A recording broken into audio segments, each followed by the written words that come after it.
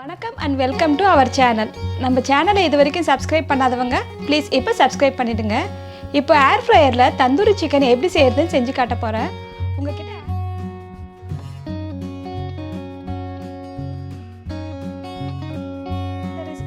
உங்ககிட்ட ஏர் ஃப்ரையர் இல்லைன்னா இந்த ரெசிபியை நீங்கள் அவன்லேயே வச்சு செய்யலாம். அவனில் எப்படி செய்யறதுன்ட்டு நான் சமைக்க போது உங்களுக்கு சொல்கிறேன். வாங்க இப்போ தந்தூரி சிக்கன் எப்படி செய்யலான்ட்டு போய் பார்க்கலாம்.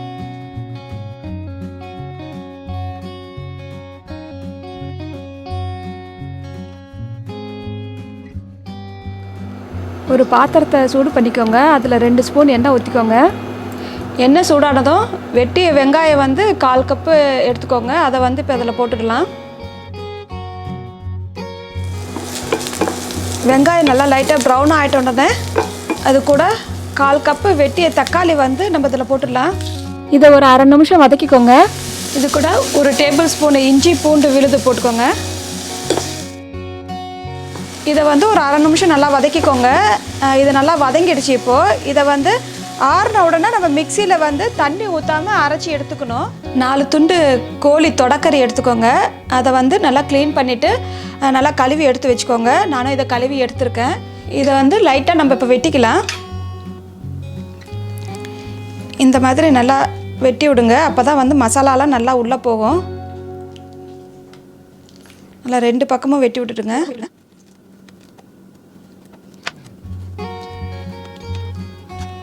ஒரு பாத்திரத்தில் நம்ம அரைச்சி வச்சுருந்த வெங்காய தக்காளி பேஸ்ட்டை நம்ம இதில் போட்டுடலாம்.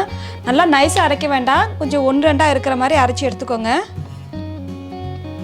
1 table spoon tandoori masala, 1 table spoon Kashmiri chilli powder, 1 spoon தனியா பவுடர், 1/4 ஸ்பூன் மிளகுத்தூள், 1/4 ஸ்பூன் கரம் மசாலா தூள், 1/4 ஸ்பூன் மஞ்சள் தூள், உப்பு தேவையான அளவு, தயிர் 2 டேபிள் ஸ்பூன். இதை நல்லா மிக்ஸ் பண்ணிக்கோங்க. இதில் உப்பு கரெக்டாக இருக்கான்ட்டு டேஸ்ட் பண்ணி பார்த்துக்கோங்க.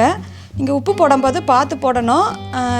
சில தந்தூரி மசாலா உப்பு இருக்கும், அதை பார்த்து நீங்கள் உப்பு போட்டுக்கோங்க. ஸோ இது கூட நம்ம சிக்கனை எடுத்து போட்டுக்கலாம். ஸோ ஒன்றா போடுங்க. நல்லா மசாலாலாம் உள்ளே ஸ்ப்ரெட் ஆகிற வரைக்கும் நல்லா பரட்டி விடுங்க.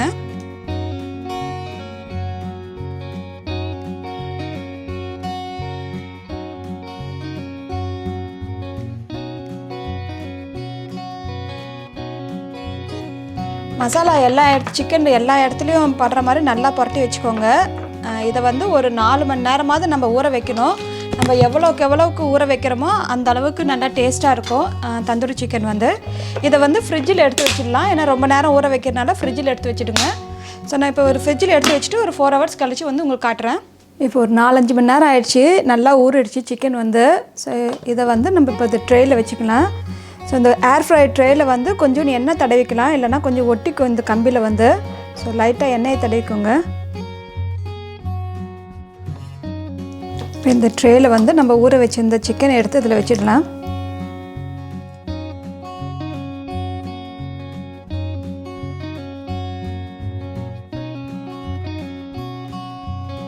ஸோ இதுக்கு மேலே கொஞ்சம் மசாலா நல்லா ஸ்ப்ரெட் பண்ணி விட்டுடுங்க.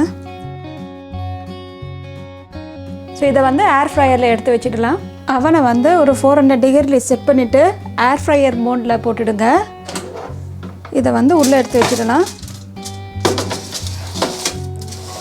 இதை 15லேருந்து 20 நிமிஷம் வரைக்கும் வேக வச்சுக்கணும். ஃபஸ்ட்டு 10 மினிட்ஸ் வேக வச்சுட்டு அதுக்கப்புறம் நம்ம திருப்பி போடணும். இப்போ நான் 10 மினிட்ஸ் போட்டிருக்கேன். நீங்கள் அவனில் குக் பண்ணுறீங்களா இருந்தால் 400 டிகிரியில் ப்ரீஹீட் பண்ண அவனில் ஒரு 15 நிமிஷம் 2 பக்கம் நல்லா வேக வச்சுக்கோங்க. லாஸ்ட்டு 5 மினிட்ஸ் ப்ராயில் செட்டிங்கில் போட்டு நல்லா ப்ரௌன் ஆகிற வரைக்கும் வேக வச்சு எடுத்துக்கோங்க. இப்போ 10 மினிட்ஸ் ஆகிடுச்சு. திறந்து பார்க்கலாம் எப்படி இருக்குன்ட்டு. இப்போ நல்லா ப்ரௌன் ஆகிடுச்சு. இதை திருப்பி போட்டு ஒரு 7 to 10 மினிட்ஸ் திரும்பி நம்ம வேக வச்சுக்கலாம். மீதி இருக்க மசாலாவை மேலே ஸ்ப்ரெட் பண்ணி விட்டுக்கலாம்.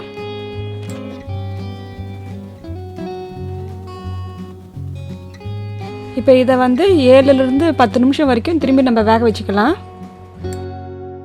இப்போ 7 நிமிஷம் ஆயிடுச்சு. திறந்து பார்க்கலாம். நல்லா வெந்திருக்கும்னு நினைக்கிறேன். பாருங்கள், நல்லா வெந்துடுச்சு. நல்லா ப்ரௌன் ஆகிடுச்சு. நல்லா கிறிஸ்பியாக இருக்குது. இதோ நம்ம ஏர் ஃப்ரையரில் பண்ண தந்தூரி சிக்கன் ரெடி ஆகிடுச்சு. இதுக்கு மேலே வந்து நீங்கள் எலுமிச்சை பழத்தை கொஞ்சம் புழிஞ்சு விட்டுக்கோங்க, கொஞ்சம் ஆனியனும் போட்டுக்கோங்க.